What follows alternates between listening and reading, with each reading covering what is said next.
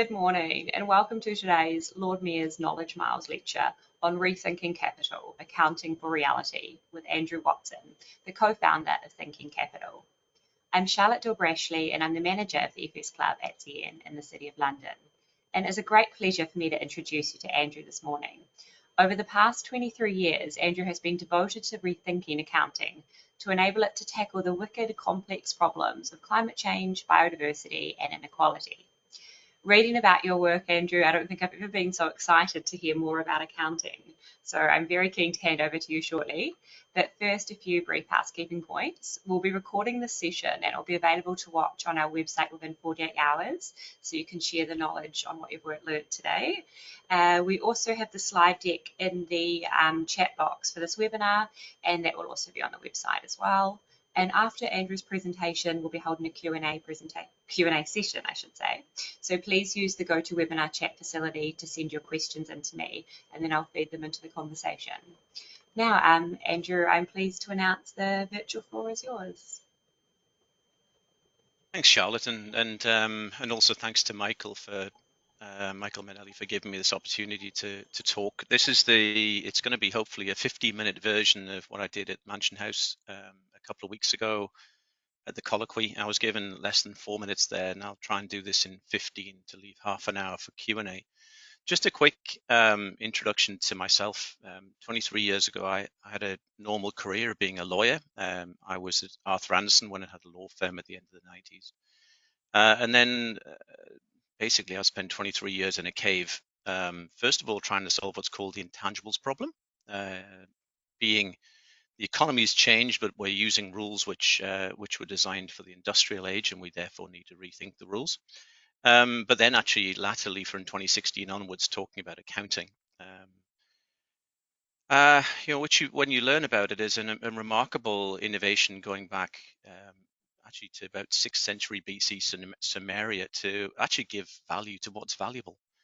I was delighted earlier this week that Andy Haldane came out and described accounting as the DNA of capitalism. That was a remarkable and very timely statement for us. So I'm going to take probably around about 50 minutes just to skip through a few slides. There's loads of links in the slides, so they'll be shareable afterwards. It is a remarkable 23-year-old story that is a bit like The Big Short combined with Moneyball. So it's sort of seeing something in a system that everybody appears to have missed, what we call a root cause hiding in plain sight. So yeah, it's quite a good story, and I think at some point in time, actually, it should be a book or a film. Let's see where that goes. So I'm going to share my screen, and then I'm going to put some slides up. Okay. Hopefully they're up. So there's about 7 slides here, tons of links. We'll share them afterwards, but let me just sort of start going through this. Here's what I'd like to talk about. Upside down incentives. We describe this as the root cause of the inability to solve the climate and biodiversity crises rather than the root cause itself. So why are we unable to solve a problem that everybody knows is there? The science actually tells us all is there. It's a very human problem in terms of risk to ourselves, our loved ones, etc. So why are we so incapable of solving it? And we describe this concept of upside down incentives. So let me sort of use that as the framing of that, upside down incentives, but I want to go through the logic as to how we've got here. Point 1 is the purpose of financial statements today is not to represent the commercial reality. I'll describe how we got there with that quote anonymously from within the accounting profession. What are the negative implications of that? So including upside down incentives and upside down mindset. Flipping the incentives. So what do we do to flip the incentives by going back to super basics of double entry bookkeeping? And how do we then start adding new carrot and stick incentives? If anybody's familiar with the book, The Ministry for the Future, I will talk about that. Latterly, in terms of an adoption lever, a 12-month battle with the IASB, the IFRS Foundation and its monitoring board to get a first accounting standard back in April. And then a piece of work we're doing now on the narrative, which is really, I think this is from COP28, keeping 1.5 degrees within reach. And how do we do that? And can we do it, in our view, actually beginning in October 2024? So I'm going to limit myself, if I can do, to somewhere between 15 and 20 minutes.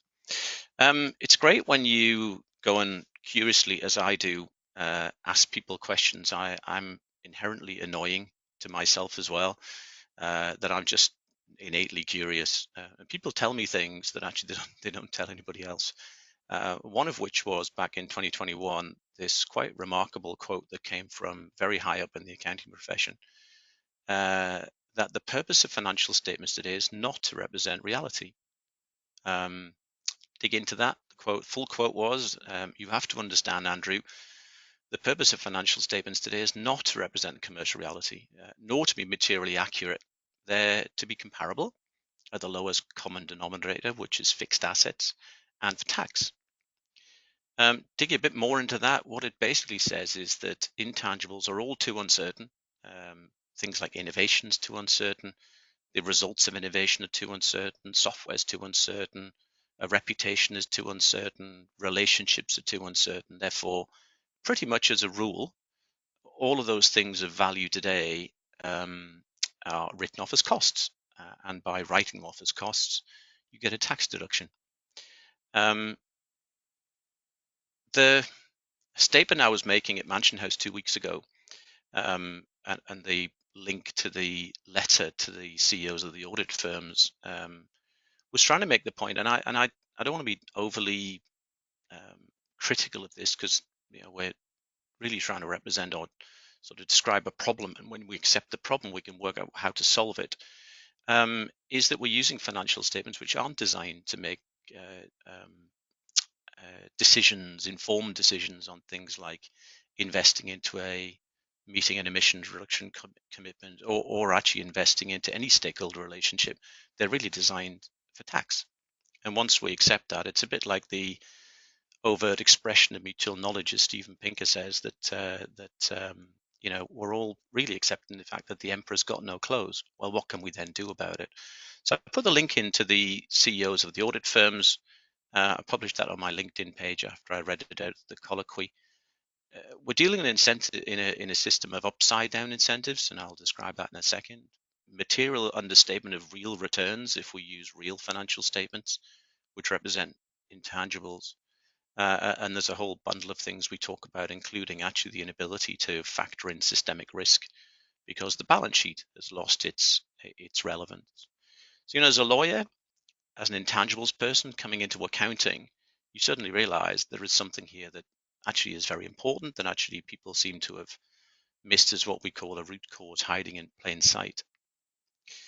Let's dig in a bit more of that into upside down incentives and this hidden root cause. Again, this is a lawyer talking in accounting language. I've been counseled and trained by a number of rock stars in the accounting world. So this is a lawyer trying to explain accounting in plain language to those who are not accountants. But of course, we use accounting to make decisions. So we talk about upside down incentives. The two accounting entries, if you like. Let's imagine that an organization is committing to reduce its emissions by, let's say, 30% by 2030. That's Anglo-American. Accounting practice doesn't recognize the commitment as an obligation. It's an off-balance sheet externality, not in the company's financial statements, so you are rewarded for doing nothing. And it expenses investment's purpose to meet it, let's say carbon credits or innovation, as costs. So you're penalized immediately for doing the thing that you actually committed to do. I describe this, as an analogy. It's a bit like it's like being in a class of children where the worst behaved are rewarded and have no consequences, and the best behaved are harshly punished for their first mistake. That's probably a good analogy as to what is, the incentives in the capitalist system today. From a mindset point of view, the beliefs are upside down. Decisions making is constrained by fear. We did a study on Novo Nordisk back in 2018 in reaching this conclusion that the incentives and the beliefs were upside down. particularly because investment in the net zero, for example, requires you to invest in the short term. Investing in the short term at scale risks meeting growth rates, discount rates, in which case people are constrained by the fear of that, of missing those short-term targets. Surely net zero is guaranteed to fail by those rules. I think it should be obvious, but it's only a proxy because we find upside down incentives throughout natural systems. We've looked at soil health with the quite brilliant Nick Spencer, who taught me all about soil health back at Chatham House in 2001, same upside down incentives. So we feel like there's a true cause of the inability to tackle today's inequities, not just natural, but social, hiding in plain sight. There's a paper that I've referenced. It was one we did when Geordie was invited to go to Harvard Business School back in 2020. It was a remarkable experience, and we wrote this paper called Constrained by Accounting as a BP case study. So we're going to share the slides afterwards. People can dig into that. Okay, so this is going to sound trivial, I'm sure, but this is normative accounting at its most simple. This comes from a presentation that was used by a remarkable character called Ian Ball, who introduced the first national balance sheet in New Zealand in the early 90s. And Ian walked around with a PowerPoint deck called A Week in the Life of a Small Government. And what he was trying to do was look at real decisions the government was making in the next week and saying, well, this is the treatment if we use old accounting. In public sector, that's called fund accounting. This is the treatment if we use double entry. Which would you prefer? And I know this sounds pretty trivial, but at the heart of what we're doing is essentially the conversion of a negative, in other words, writing off a pound of capital allocated at a cost, and instead capitalizing it into being a positive. So it becomes from being a cost into an asset. That is at the heart of really what normative accounting is about. It gets way more complicated, or more complicated, as we go forward. But essentially what we're doing is taking that pound of cost and turning it into a pound of asset. And that has 5 remarkable benefits. You're flipping the negative into a positive. You're giving value to a stakeholder relationship as an intangible asset. It will improve all your key financial metrics. There's a paper link there to credit rating from Standard & Poor's, which looks at the positive impact on credit rating. You've got the immediate positive return incentives to accelerate. You get accountability. There's a paper there published by Hughes Hall Cambridge on that. And I won't go too much into this, but there again is a paper linked here to a concept of what's called a carbon coin in a book called The Ministry for the Future, which appears to be essential reading for the climate movement, describing the introduction of a carrot and stick incentive to sequester carbon. The brilliant thing about normative accounting, as I'll come to in a second, is that albeit the carbon coin's introduced in 2045, after the devastating events that follow a wet bulb in India, killing 20 million people in a week, in about 2025, according to the book, carbon coins introduced 2045, as I'm going to talk about. We have a window where normative accounting could be introduced as early as October 2024. So I'll go then to what's been for a lawyer who's gone into accounting, a remarkable 12 months. It has to be described as a battle. So we went, having thought about what normative accounting really is, it is literally double entry bookkeeping informed by existing standards. So we emphasize informed by. There are 2 standards that are particularly important to us. One is IAS 37, which is on provisions and contingent liabilities, and the other is IAS 38 on intangible assets. So what we've done essentially is to say when an organization commits to get to net zero, what's it actually doing? Well, it's not committing to do it on day one. Logically, it's committing to do it over time. And therefore, what we're seeking to do is to first of all represent the obligation as what's called a constructive obligation under an existing standard. Definition of constructive obligation is there. It's devilishly simple. But we Sorry were to trying to apply. interrupt you, Andrew, just letting you know that it's 1:15 now. Cool. Thank you, Thanks. Charlotte. So I asked Charlotte to make sure I don't bang on too much, so I will only go for the next 5 minutes.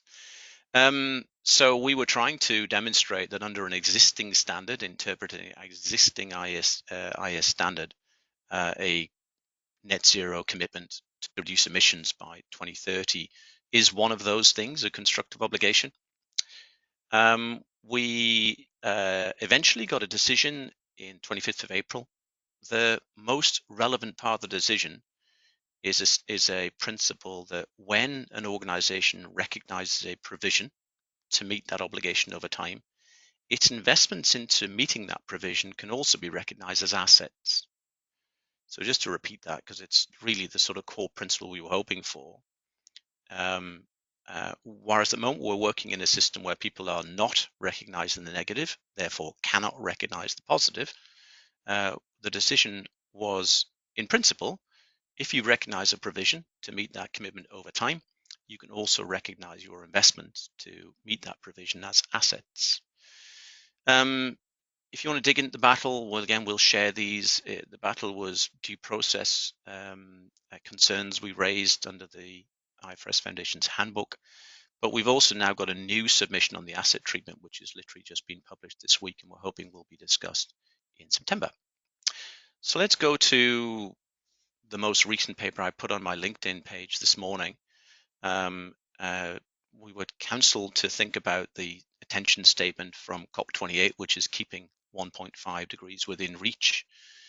And we believe that can be done as early as October 2024. So if you imagine a timeline that goes from from 2020, 2021, when these commitments were being made, the real world commitments were back in 2020, 21, pre-COP26. So for example, the Ørsted one we just looked at there, we get to October 2024 with the agenda decision, and then under the handbook rules of the IFRS Foundation, all organizations that have made those commitments now need to make a new decision on how they're going to account for the matter in question. The matter in question being how you're going to account for those historical commitments, which you've not so far recognized as provisions. So, and that new decision has to be made in FY24 year-end preparations, which for most will be 31 December. So you get this real central month of October when those new decisions will be made. And what we're saying is to make an informed decision, you have to run scenarios. One scenario will be the old status quo of no provision, no assets. And the others will be you recognize a provision because you're also recognizing investments into assets. We have an ask letter. Our view is that if this is asked for, if scenarios are asked for by asset owners, investment managers, boards, etc., then it's very as just supplemental information with which to make informed decisions. Then there's very little a board can do but to actually to accept that. I won't talk too much about the final adoption challenge. That's for a different time. We can possibly touch on it in Q&A, but clearly bringing the audit firms on board in this is what we're seeking to do, and that's a piece of activity which is going on behind the scenes. So I hope that's given a good overview. I'm currently at 11:19, so I think I did what I wanted to do, Charlotte, so why don't I stop sharing and we can get into a conversation. Thank you very much. That was really fascinating.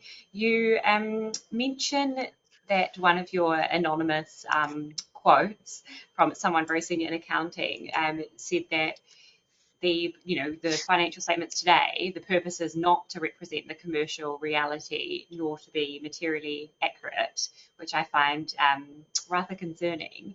Can you please explain a bit about the history of financial statements and what was the original intention, and if it was that, why has it changed? Why has it diverged now? What's the intention now?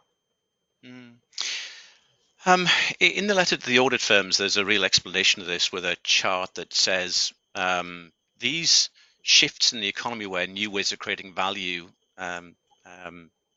emerge. So we could never have had this conversation 25 years ago because platforms like this didn't exist. These shifts in the economy have happened at least twice before.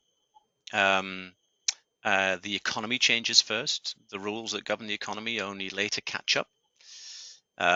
Double entry is the catalyst to recognize the new things of value. And then investors are the first ones that restate financials to recognize that there is value that's not being recognized within financial statements. So if we're being objective about this,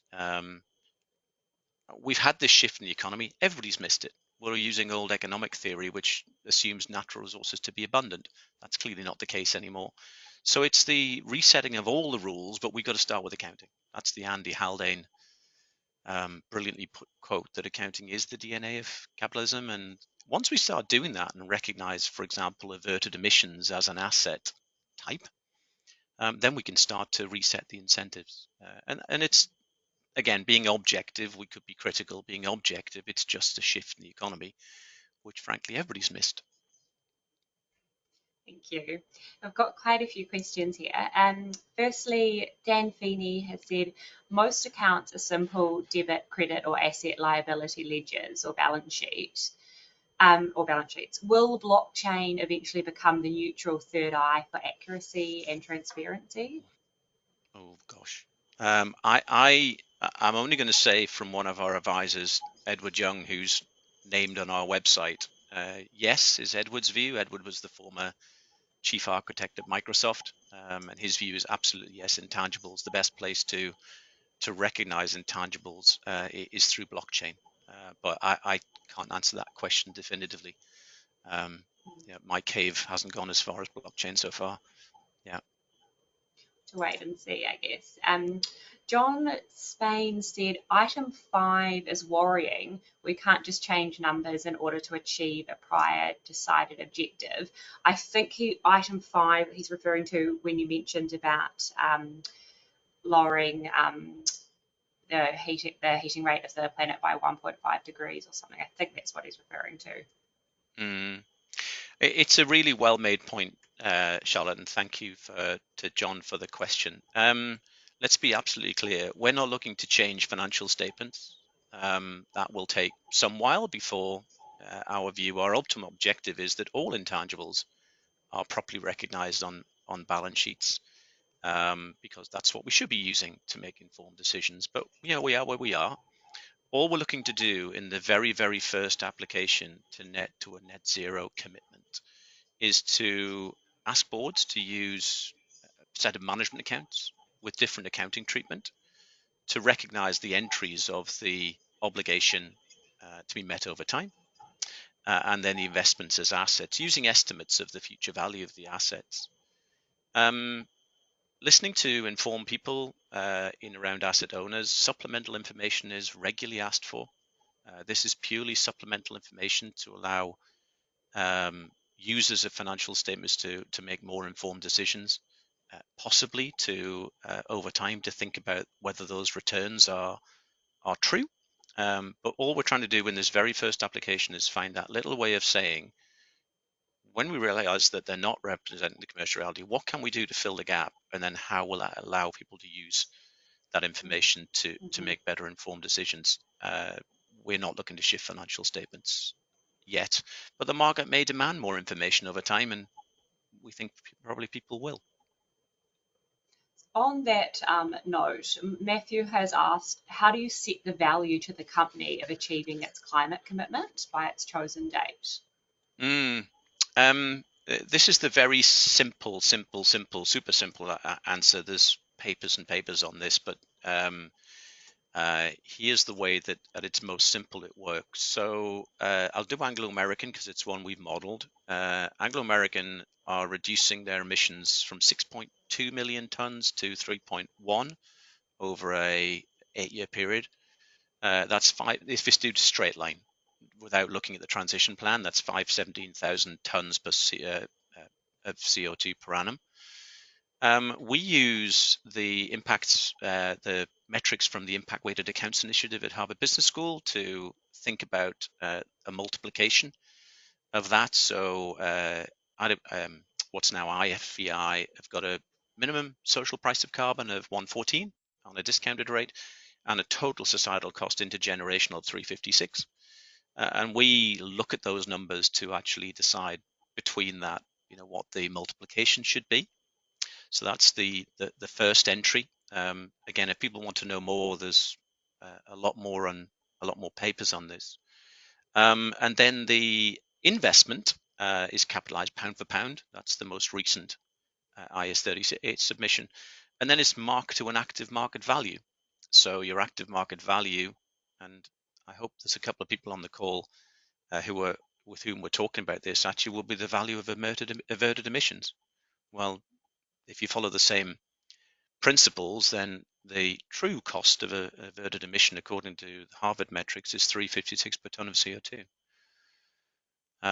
Social intergenerational value. Again, way more thinking work to be done. We're right at the beginning of an adoption journey, but that's the sort of principles we're trying to get to set the incentives. And say one more thing within our most recent papers is this notion that if these really become the new rules, we imagine that those historical statements can be restated. The original commitments back in 2020-21 were made on the basis of the old rules. We think if the new rules apply, people will say, well, what could you do in terms of accelerating your commitment if these became the rules? That's the sort of question we're trying to answer. Great. Trevor has asked, why do nation states not have balance sheets? Well, they do. In fact, even the UK has got one. Actually, there's a group, and if I had a tip for people, if you look at a group called Public Net Worth, Martin Wolf is advocating for Public Net Worth right now. You can go to the website. There's a book was published last November. This is Ian Ball, whose name I mentioned, known as the father of public accounting. Jacob Sol, who's a professor at University of Southern California, and others, saying, well, nation states have used double entry before in the past. We've just forgotten how to use it. According to Jacob, it was the secret of success of the Romans. That they were just very well organized in understanding what their assets were and where they were. So the short answer from our point of view actually is that New Zealand already uses a national balance sheet for its decision making. The UK has, according to Jacob, a beauty of a national balance sheet. It's just that it's not used in government decision making or even known about. According to it was used within Treasury, but not for decision making. And just to say it from our perspective, the concept of constructive obligation also exists in the international public sector accounting standards. So we've begun a conversation with the group that run the public sector accounting standards to say, well, the same principles could be applied at a national or subnational level. And the principle therefore would be that investing into the transition would increase public net worth, whereas at the moment it decreases it. So it's the same principle, and we believe the IASB's decision, and we know from Ipsos that actually that's got people's attention. It's again a question of what people ask for. Why wouldn't we as citizens of a country or citizens of a city actually want accounting to be done which properly represents these things as assets, not costs? Good question though, Trevor. Thank you. And Tim has asked, does the accounting sector have representation at COP? Well, we hope so. We've certainly been sprung out of a cave by some quite remarkable people that are supporting us.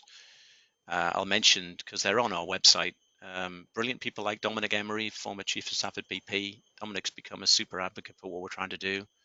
Paul Smith, who's the former CEO and president of the CFA Institute, has said this is ESG's paradigm shift. So you can look on our website and see some remarkable quotes from people like Paul and Jeremy Bentham, etc. Suddenly we found ourselves punching, from a credibility point of view, way above our weight with the people gathering around us. So we are now trying to frame this ask. That's our immediate objective. Let's try and get this into an ask for scenarios in October 2024. That's what's being convened on our behalf right now. We are trying to get it into the agenda for the Summit for the Future in UN in September.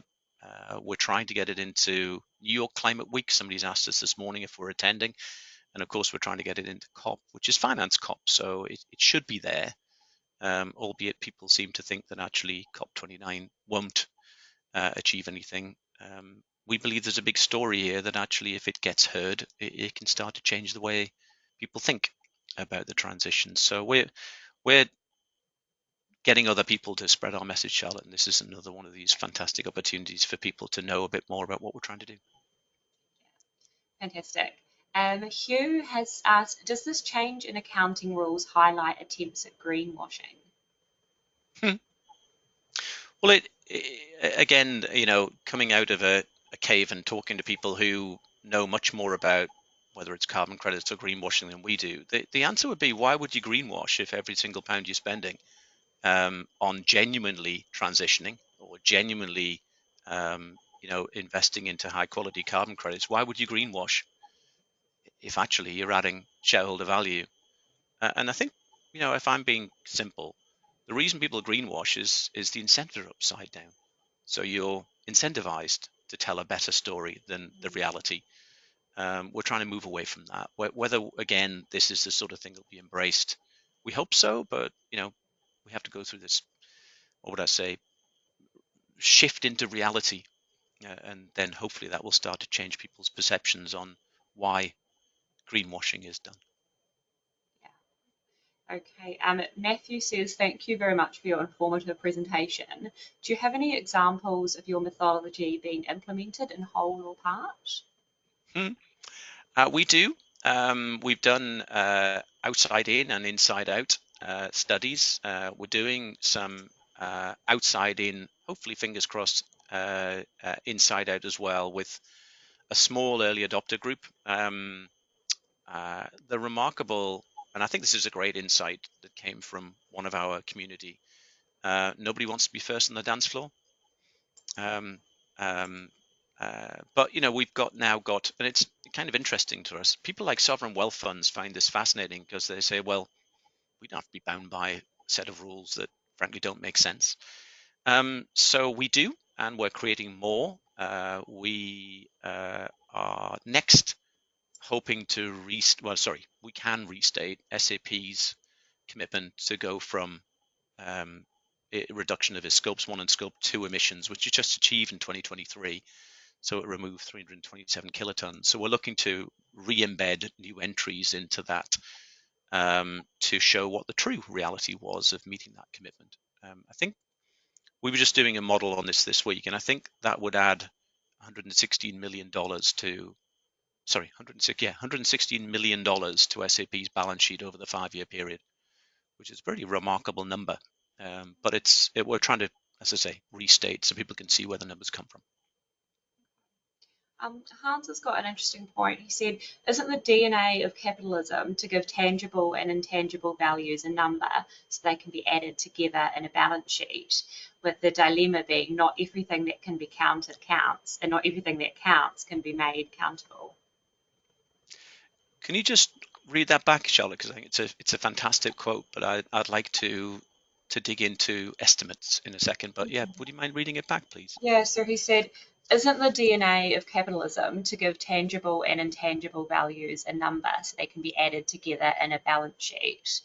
But the dilemma is not everything that can be counted counts, and not everything that counts can be made countable. Wow, I love that. Actually, we should keep repeating that one. I think it's bang on. We're clearly in a situation where we're using financial statements which actually have taken away the purpose of the balance sheet, which is to enable decision makers to make informed decisions on the short, medium, and long-term impact of the decisions they're making. So the balance sheet has really gone missing. That's the sort of obvious thing. I think the point is really well made that actually we can't count everything, nor should we try. What we can do, though, is to use good estimate numbers to make good decisions. Over time, what will appear on a balance sheet hopefully will be something that approaches the commercial reality to allow people to look at those long-term decisions as people like Mike Clark and Nick Spencer say, to represent systemic risk of climate scenarios going forward, for example. But I think the point's really well made. I'd love to get to a point where we at least had a good enough balance sheet, and I think the point's really super well made, where we are looking at true shareholder equity as the difference between assets and liabilities. That equation doesn't apply anymore. It doesn't apply. It is literally a balancing number, not the true definition of shareholder equity, which is assets less liabilities. It's weird how since about 1983, according to our work, that equation doesn't apply anymore. It is literally just a balancing number, not the true representation of equity. Mark's asked, what pushback are you anticipating, not least in the US? Many companies will be disincentivized from making ambitious, explicit climate targets by this approach. A couple of points. If you look at the IAS 38 submission in the US, actually the US is tackling a very similar problem right now. Companies who bought carbon credits are asking the standard setter in the US, how do we account for them? And the immediate answer from FASB, the US standard setter, is, well, have you recognized a provision? Because you can't recognize the positive without recognizing the negative. So there is an exposure draft coming out from the US standard setter. And we believe this is a concept of information symmetry, that even an organization which reports under FASB, if it has overseas subsidiaries, will need to make this new decision as well. That's the pitch that is going forward to the monitoring board of the IFRS Foundation, which includes the chair of SEC, Gary Gensler. So we believe the US will also have to be involved in this new decision to be seen. The pushback. It's rather interesting, and again, I'm not trying to, but it is very funny sitting where we're sitting right now. If you get this decision, you then say it's got to be officially implemented, and the context of the letter to the global audit firms was, help us to do this. You've got different interpretations of the decision. KPMG's is a very expansive one, that your accounting should follow the story you're telling. PwC's is very narrow of, well, here's what was actually said on a non-real world fact pattern. So we said, this is really important as an issue. Help us to efficiently implement this, because you have to work with all your clients on FY24 year end. So we wrote on the 6th of June. They replied on the 13th of June to say, not our issue, it's the standard setter's issue. So we went, well, they've already made their decision, so all you have to do is implement it. So we escalated that to the monitoring board of the IFRS Foundation, which is chair of IOSCO, chair of SEC, Mara McGuinness, head of financial stability, European Commission, and chair of FCA, and went, you have to step in here. And that discussion is ongoing. So it's all quite entertaining. It's a bit like a Eddie Izzard sketch of, people pointing fingers without taking responsibility. And we're making that point very pointedly to the monitoring board and the GPPC. You can't just stand aside on such an important issue. Let's just accept we are where we are. Everybody's missed this turn in the economy. Let's work together to solve this, because we have to. We have no choice but to solve this problem somehow, and we'll see how that plays out.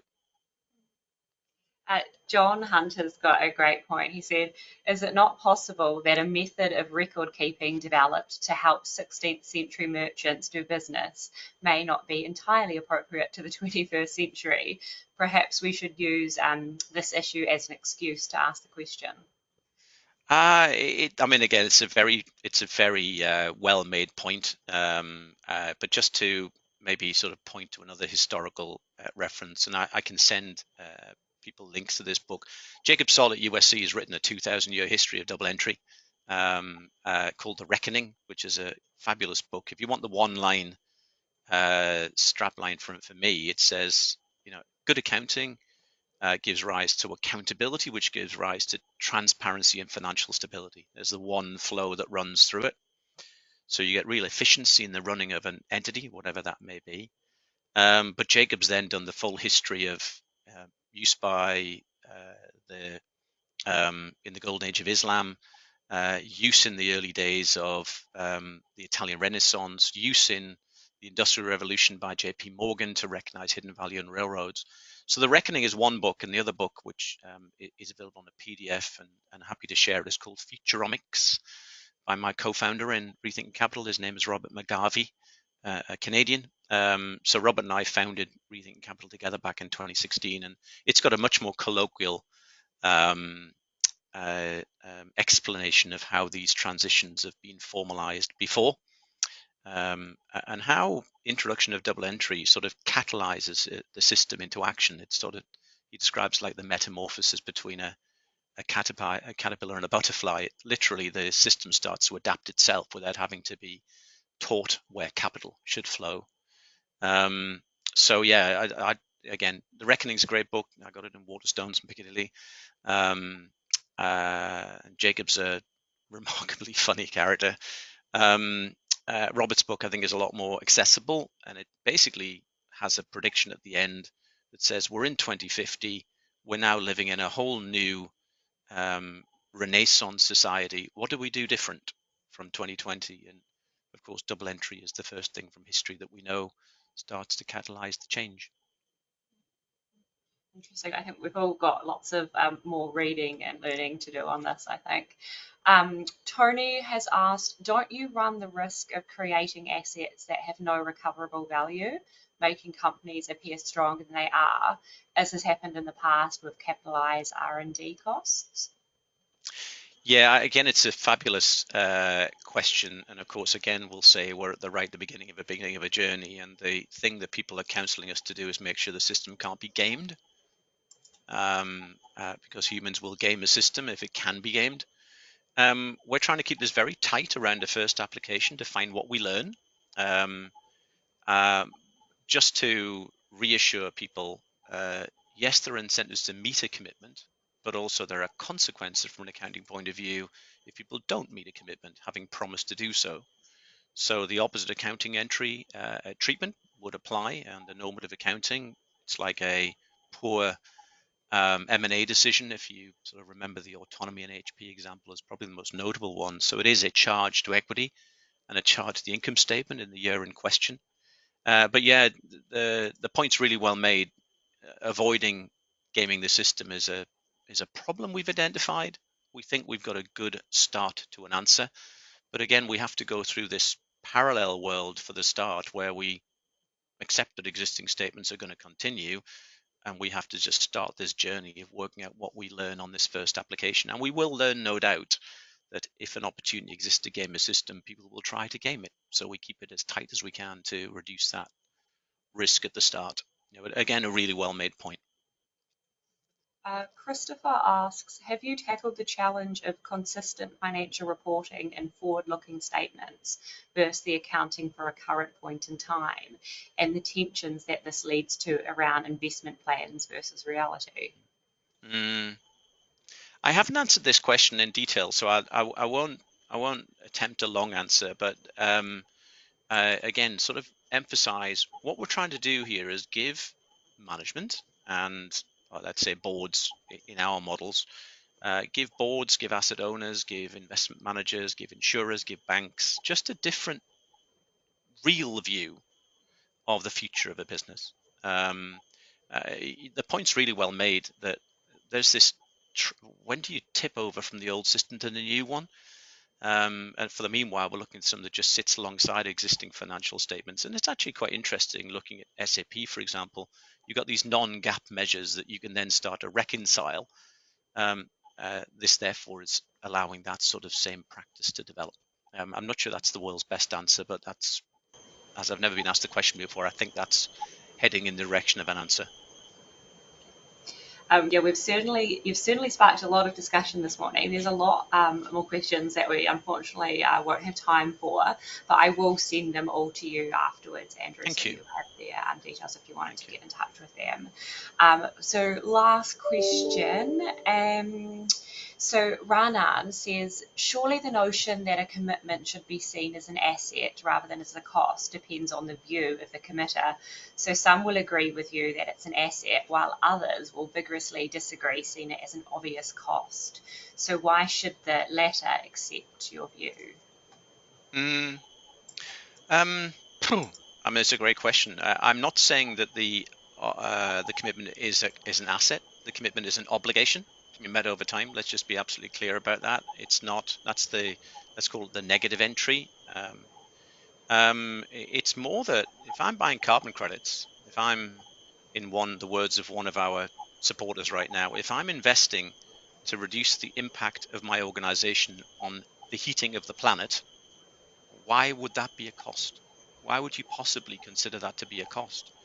And it's illogical, I mean, from us.